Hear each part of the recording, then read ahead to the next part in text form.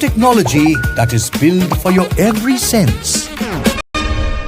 Acer Pure from Acer.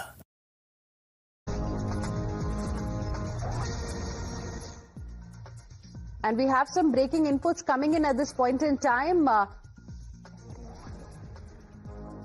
Trump's aide drops a big hint. That's the latest update that we are getting for you. We'll come together with India. Now, that is the update that we have at this point in time. It's a big remark that has been made by U.S. Treasury Secretary. And this is the latest update that we have as U.S. President Donald Trump's 50% tariffs on Indian goods came into effect on Wednesday. U.S. Treasury Secretary Scott Bessent spoke about the bilateral ties, saying they were complicated, but expressed confidence that the two countries will come together at the end of the day. That's the update that we have for you at this point in time. Srinjoy Chaudhary is live with us at this point in time. Srinjoy, how should we read this statement coming in from the Treasury Secretary of the United States of America? You know, and coming at the same time, we have Peter Navarro, who's like the trade counselor, the trade advisor for U.S. President Donald Trump, who's calling it a Modi's war. It would be so useful for India if the Trump administration spoke in one voice. But very clearly, the Treasury Secretary appears to be the adult in the room, because the Treasury Secretary is the equivalent of Finance Minister. He knows the impact that these tariffs are having all over the world. Now, if you had 50% tariff on Indian goods, and if you've threatened to have serious tariffs on the Chinese over 100%, he knows what it means for the American people. He knows what inflation can be. So as a Treasury Secretary, he must be very hopeful that this 50% tariff actually comes down to 25 or less, because he knows that whenever there is tariff, there is always inflation. This is simple economics. So you can have tariffs and you can delay it for a bit, but at the end of the day, there's bound to be inflation. Because if you have, let's say, tariffs on Chinese products, even if it's 30%, China exports $450 billion worth of goods to America. Now 30% of $450 billion is serious money, and that will have to be paid by the American people.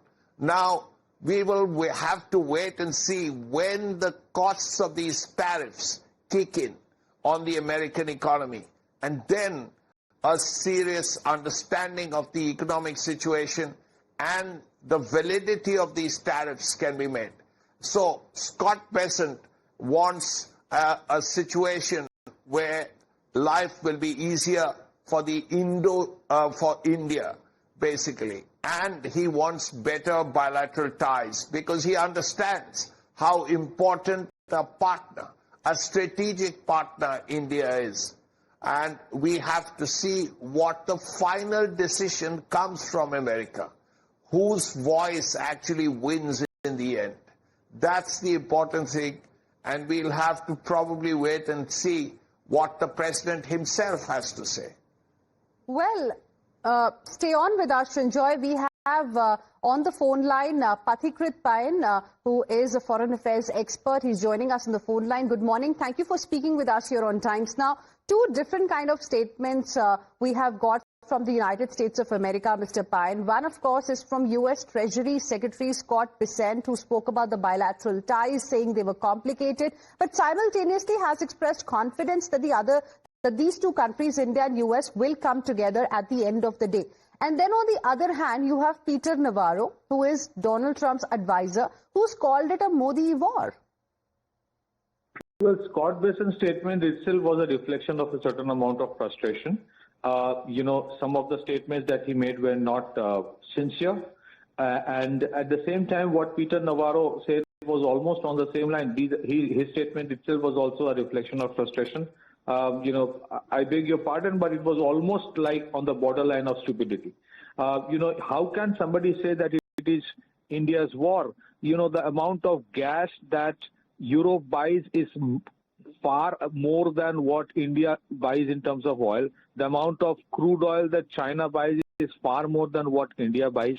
And the most important thing, if United States and all these elements who are making these bizarre statements are sincere about stopping this conflict between Russia and Ukraine, if they think that purchase of Russian oil is the reason for this conflict, then they must impose sanction on Russian oil. I repeat, they must impose sanction on Russian oil.